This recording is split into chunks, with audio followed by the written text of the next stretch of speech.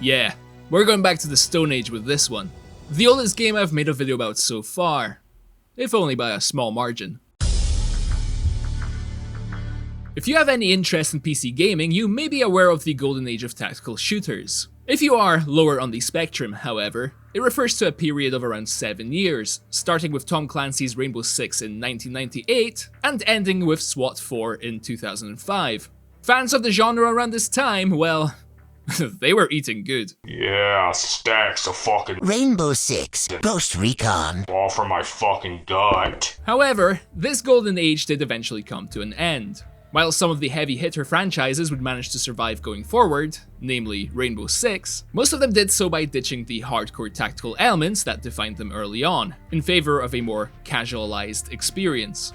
I would bet my money on the popularity of the 7th console generation, as well as the industry-defining success of Modern Warfare for why this was the case. Nevertheless, tactical shooters never truly died off. Even though we have had some great games in the genre throughout the years, one specific subgenre seems to have remained in the past. For whatever reason, no one really tried to recreate a game in this style until very recently, even though the games that Ready or Not is clearly inspired by are often considered as some of the best that the Golden Age had to offer. I am talking, of course, about the police tactical shooter. I have played a lot of SWAT 4 in my day. There was a period of time in the 2010s where I didn't have a very good PC, so I was playing a lot of older games at the time. I also have very vague memories of SWAT 3, not playing it myself, but instead watching my dad play it. For the longest time, I sort of dismissed that game as an older, inferior title. I mean, why would I want to go back to 99 tech when this pristine game from 2005 exists?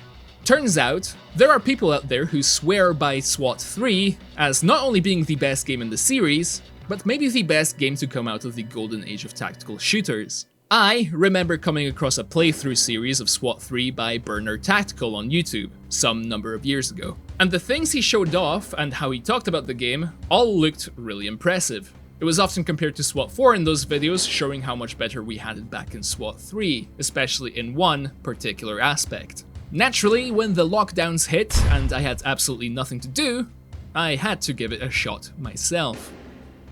And not make a video about it, except feature it in this video that no one really bothered to watch. So, let's change that. Oh fuck. Getting this game to run properly took me an embarrassing amount of time. But in my defense, I have yet to find a resource that explains this process in simple, clear steps, because it's actually not really all that complicated. Hopefully, if you have had similar trouble running not just this game, but any other older 3D titles from the late 90s, this section will be of help. The easiest way of obtaining a copy of SWAT 3 legally is to buy it off of Good Old Games. The base price might be a bit steep, in my opinion, but GOG tends to be good about doing regular sales, so more often than not you can pick it up for a tasty 75% discount. Now, in order to get SWAT 3 running properly at widescreen resolutions, you will need two things: the Last Resort mod and the DG Voodoo 2 API wrapper.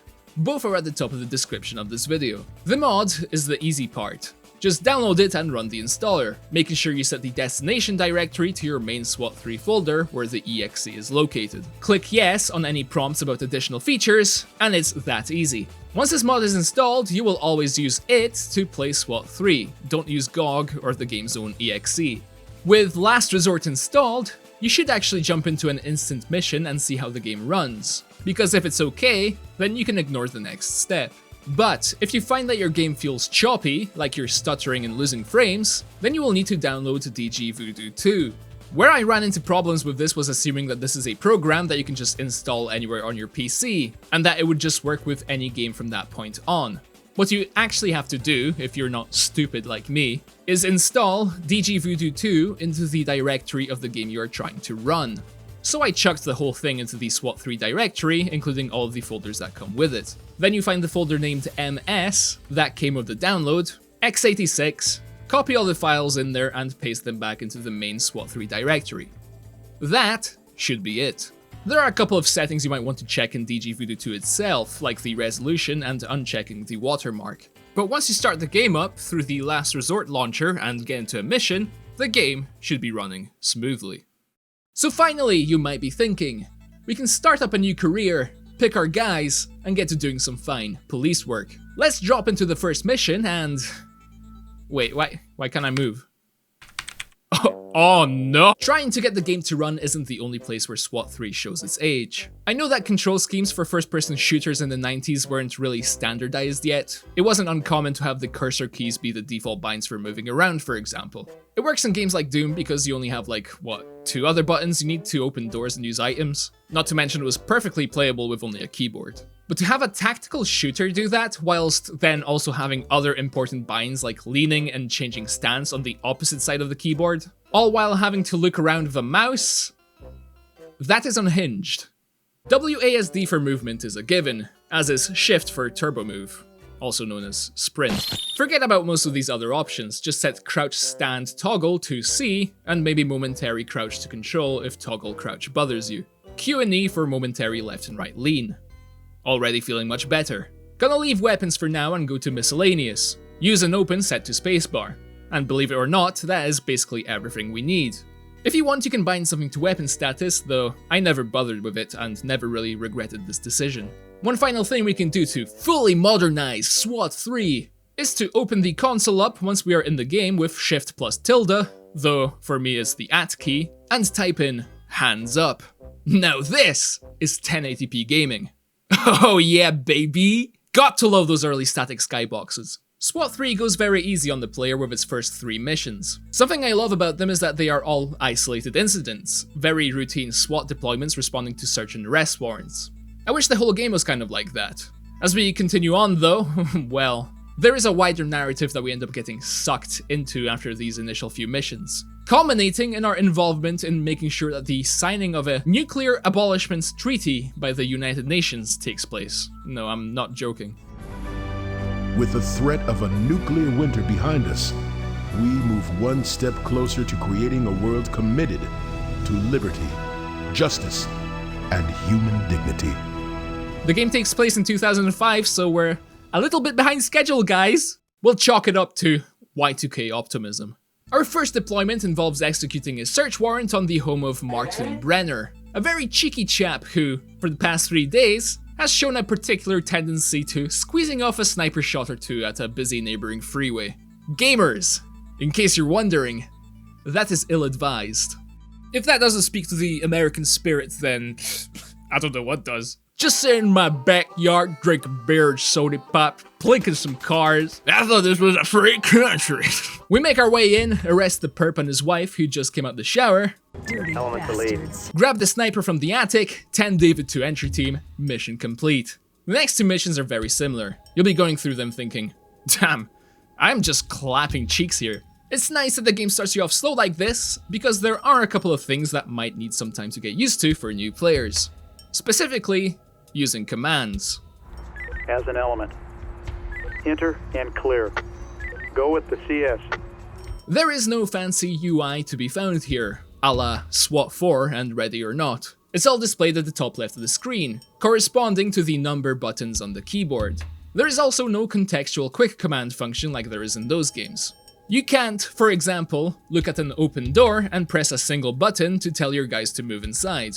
No, you have to press 1 to select your element, then 2 for enter and clear, then 1 or 2 again depending on if you want to throw a gas canister inside. You will be pressing those number buttons a lot throughout the entire game.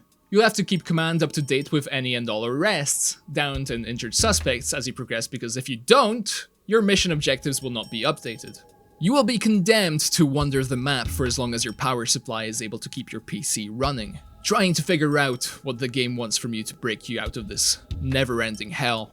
Anytime someone is arrested, or otherwise put out of their misery, pressing 4 and reporting them with the correct status report will become a very familiar process. And yeah, you can actually give bad info if you're not paying attention.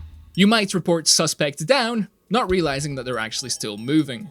There is also another reason for why you should report all arrests and injuries as you come across them. It's something that might be completely unique to SWAT 3, though don't quote me on that. If you arrest and report someone, or find an incapacitated individual, they will be removed off of the map by trailers once you leave their immediate area. To entry team. Standing by. Civilian is secured and in the process of debrief. The gameplay benefit of doing this is minimal. It might make it easier to see if there is anything or anyone you missed if you find that you need to backtrack through a level. But in a weird way, it does also make the player feel a little bit less isolated. Playing SWAT 4 and Ready or Not can be a bit of a lonely experience once you realize you're in an enclosed space with no real interaction from the outside world. No, there's officers waiting just outside, ready to swoop into this house to get people out of danger when it's safe enough to do so. It also avoids the problem in later games where these drugged up crooks who are willing to kill hostages will just walk past arrested civilians like they're not even there. So really, the lack of this type of mechanic in later games seems like a downgrade with no real upsides. That's something I actually brought up in my own video about Ready or Not 3 years ago, because I do think it would actually add a lot of flavor to that game. Despawning arrested suspects like in SWAT 3 would have been fine, but I would have loved to see them try something a little bit more involved, seeing how far technology has come. Have some AI police officers run in to collect people, with the added challenge of needing to keep their safety in mind as you tackle and clear rooms. Leader is now acting in bad faith. Don't feel bad for her, she was infected. This so far might all seem slightly intimidating, but by the 4th mission, where things start to get a bit more real, I largely had most of the commands down to muscle memory. In fact, going back to SWAT 4 after playing 3, I actually missed the button-based command system. It just felt so much faster after I got used to it. I could just look at a door and press a few buttons. Takes less than a second after you've done it enough times. I felt a bit cucked having to look through a mouse-controlled menu instead. Ready or Not actually feels like an ideal melding of the two systems. You can't report back in this menu, but that part is now mostly an automatic process that happens when making arrests, or with the simple press of the F key otherwise. Throw in some independent AI teammates in single player, and you get what is the least finicky system out of all of these games. There is also the noob trap of spamming voice lines, like yelling for compliance. Voice lines in SWAT 3 cannot be interrupted, so they stack. If you spam the compliance button 10 times, that's 10 voice lines your character now has to shout before being able to say anything else. Enemies also don't register shouts for compliance until the voice line is finished. Police! You sure you Put got your this hands shit up! handled? Above your Looks like head! Hands garbage up! to me. Drop to the ground! Do it! Get your hands sure up you got now! this shit Drop to the handled? ground! Yeah, you might see the issue. And when there's a lot going on, this game can get pretty loud. As to why you are This is Introductory. Hostage secured and ready for evac. Send in trailers. Continuing on with the easy part of the game, we execute an arrest warrant in a small, single-story house with a basement. Well, small compared to what will come later anyway. Take care of the perp, along with anyone else that might be inside, and bag all of the evidence. I will say that the environments for 1999 standards are really quite impressive.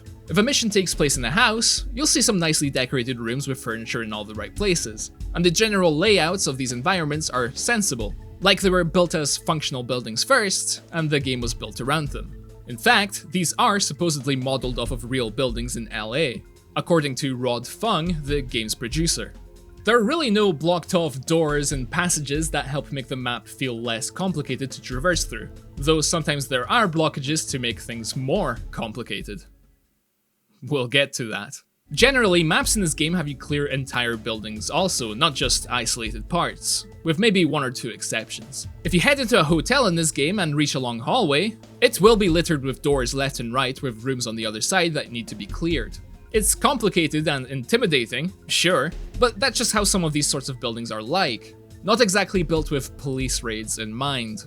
I think most of the maps in Ready or Not are also like this. Occasionally, you will have a building where an entire floor might be barricaded off, but that's on par with SWAT 3. See the high-rise mission that takes place on the top 3 floors as an example. But there is this thing about levels in SWAT 4 I started to notice on repeat playthroughs that every doorway just so happens to have all this room next to them so that your element has somewhere to stack up. The levels are built to work with the AI, whereas in these games it seems like the opposite is true. The AI is built to work with the maps they are given, which is impressive for Ready or Not, but incredible for when SWAT 3 came out. The 3rd mission can get a little bit more tricky. Not necessarily because of the enemies you might encounter, though there are more of them now than in the past missions. To buy chocolate.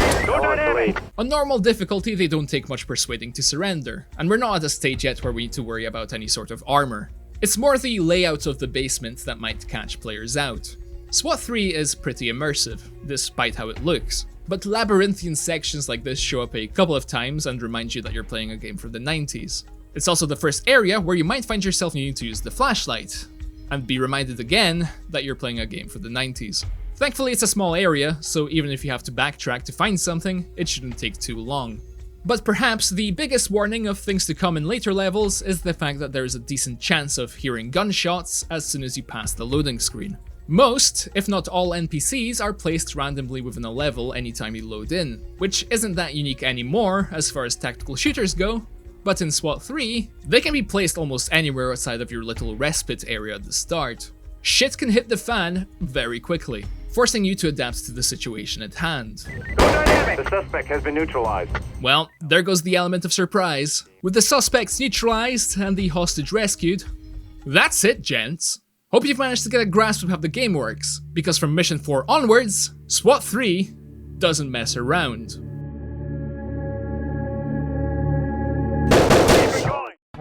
Mission 4 is a home invasion. This is a large manor with barricaded, heavily armed suspects, holding the owner of the house and his family hostage. This was my first vibe check. I died here for the first time in my playthrough, twice. The first time was kind of shit luck because I got shot from outside through a window, and the second time was because one of my teammates got clapped when he decided to approach a corner looking the other way. I thought I managed to take care of the culprit, only to meet the same fate as my friend here.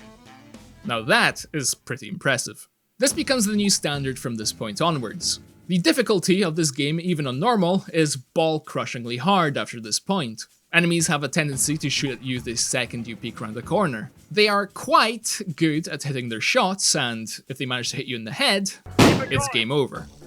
Just like that. But hub, just increase the suspect response time in the settings.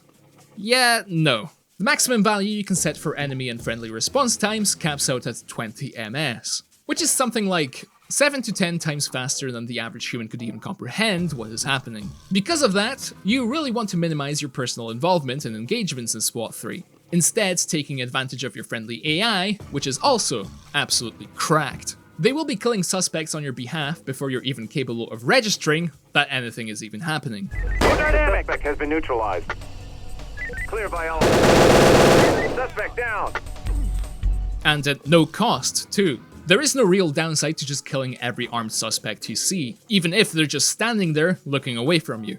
The game keeps track of a score, as well as stats for how many people you've killed, arrested, and so on, but it never fails you on account of this. It avoids the unauthorized use of force problem you might occasionally encounter in the other games, where you feel like it was applied for no reason. And the fact that your AI teammates tend to shoot first and ask questions later leads me to believe that arresting suspects is just a bonus. You don't have to hesitate very much in SWAT 3.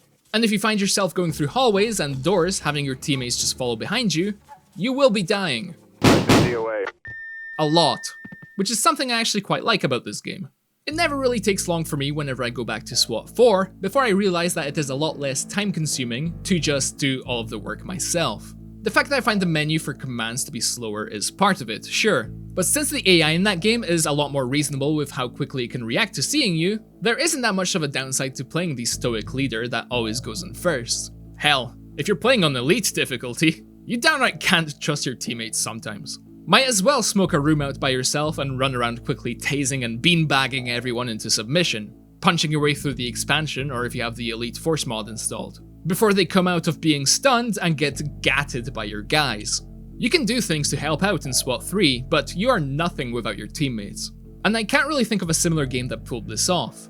Ready or Not gets close, but then again, the gunplay in that game feels pretty great, so you don't generally have that much trouble if you've been playing FPS games for most of your life. It's also very forgiving with how much damage you can take, as you can see in this clip. But that is not all the AI is capable of. While I did encounter the odd anomaly here and there, teammates getting stuck in certain places, especially around ledges, and occasionally walking past openings without looking inside, see prior example, Or the couple of times that my guys froze while trying to do a task, like unlocking a door. You could He is fucking tweaking. those really were anomalies. And we should consider the fact that this game came out in 1999, and keep that in mind the vast majority of the time when the AI displays some really advanced behavior for its age. This comes through even through the simple act of opening a door, how one of your teammates slowly moves across scanning the threshold for threats, When they enter rooms, they're good at looking in different directions and keeping tightly together, which can result in them jittering and glitching a little, or doing these quick side steps like they're tapping A and D in Counter-Strike, but that's more on the lack of any movement inertia if anything. It honestly became far more interesting just to sit back and watch the AI work, than it was to get involved myself. Because the gunplay isn't exactly anything to write home about, even though it must be said that it's not as bad as you might imagine for a game from the late 90s. Shooting feels fine in SWAT 3 all things considered, and that's all it really needs to be considering you won't actually be doing that much shooting yourself. That said, there are still some issues. Your teammates are far too keen on standing right in front of doorways if you ordered them to throw a grenade in, which can have some consequences, as you can imagine. Red team element leader, officer down. They're also prone to ignoring orders, or rather, not being able to proceed, if they spot a surrendered party in another room. You have to take care of them first to unfreeze them from the state, which can put you or a teammate in danger if the person happens to be in a room you've not cleared yet. Their behavior is also dependent on what engagement mode you're currently set to. There are two of these, stealth and dynamic, and these change their behavior quite significantly. By default, you start each mission in stealth mode, though if you want to go in loud from the start, you can set that in the tactical advantages screen in the mission briefing, or just hit page up after you load in. You move a lot slower in stealth mode, even while using turbo move, making it harder for enemies to hear you. You can also order your team to stack up on doors in this mode, use lockpicks, and to open doors quietly without going through them. As soon as shots are fired, you're automatically shifted into dynamic mode. Go dynamic. The suspect is cooperative. You immediately move faster, and your options for getting through doors change to match the faster pace, breaching doors with shotguns and C2 charges. Flashbangs become available for your team to use. You're basically open to a lot more aggressive options. The music also changes depending on the mode you are in, and I just have to mention the church mission here, because it goes way too hard, and the loop is only like 10 seconds long.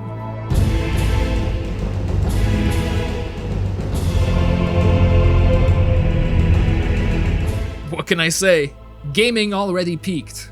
We're just left to struggle in the aftermath. The change in pace makes sense. If your stealth advantage is gone, you need to pick up the pace in case the bad guys start to get any ideas. In the real world, they might start destroying evidence, maybe grabbing or shooting hostages. In SWAT 3, they mostly just become more alert. They might move into a corner somewhere or behind cover and start looking at the door they think you're going to come through. That's kind of what SWAT raids are meant to be like. They're quick. And that's something I find to be a bit lacking in SWAT 4, only to be outdone by Ready or Not. SWAT 4 is terrible with just feeling very slow at times. And I'm not talking like at the start of missions. That's when you're allowed to take it slow. I mean like once you're well into a level. And once again, it's all down to the AI. What happens when you clear a room full of people in SWAT 4? Well, either you arrest everyone inside by yourself, or you order your team to do it.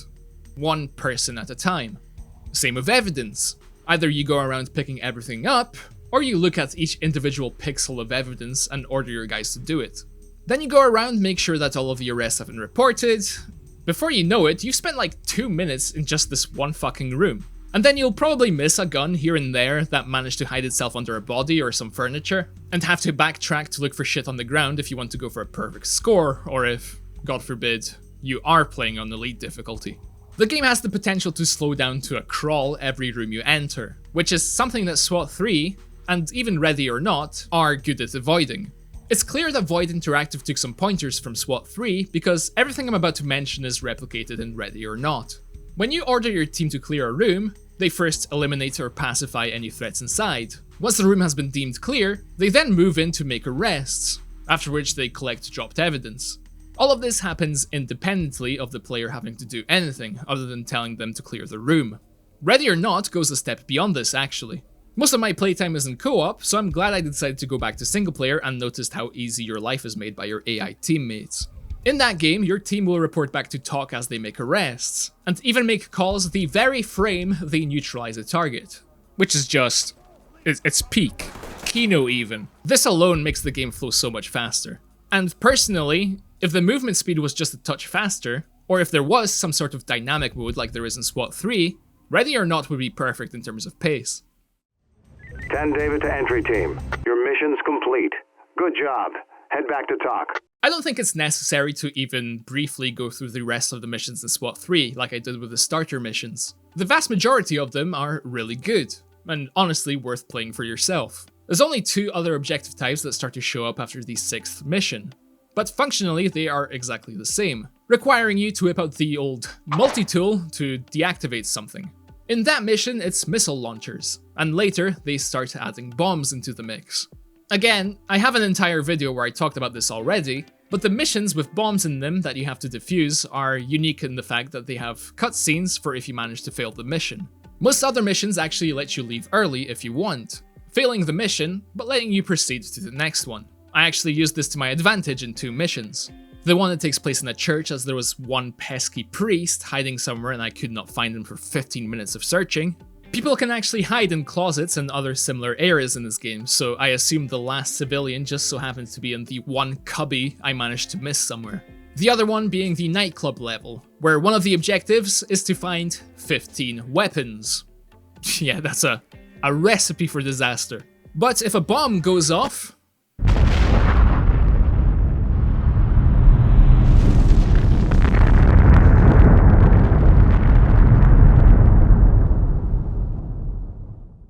you are dead.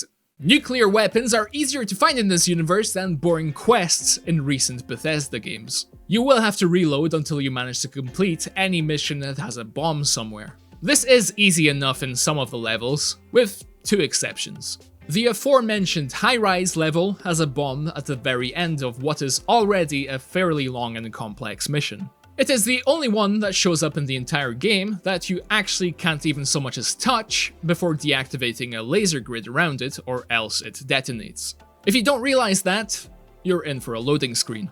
The second instance I teased close to the start of this video, and for good reason, because SWAT 3 might just have the worst level I have ever played in a game like this. You're hunting for rats in the sewer. You're hungry, it's dark, you haven't cut your fingernails for a bit, and all of a sudden, you scrape a rat a little too violently, and spend the next 6 to 7 hours attempting to suck the rat fur out. The sewer, or storm drain mission, actually starts off quite interestingly. The only information you really get is that there was an eyewitness report of some people wearing Cal transport uniforms entering a sewer with heavy equipment, who drew attention to themselves after damaging a parked car and mouthing off at the owner. She called the police, who contacted Cal Transport, who told them they don't have anyone working in the area. That's kind of it. So on a first playthrough, you might not really know what you're getting yourself into. Are there even going to be any armed suspects? Coming across that first bomb can be a pretty good oh shit moment. What else are we going to find down here? And then you find out that there are 6 more bombs to find. And then you realize that they really don't stand out very much. And then you find out that you're in a maze. 3 stories of nothing but brick corridors and pipes. I tried to do this level without a map and found 6 of the total 7 bombs in 45 minutes. The timer eventually ran out, Los Angeles erupted into a mushroom cloud, and I decided I did not want to do that shit again. Part of the problem has to do with the bombs themselves. They give out the faintest beeping noise that is only audible within like 10 feet.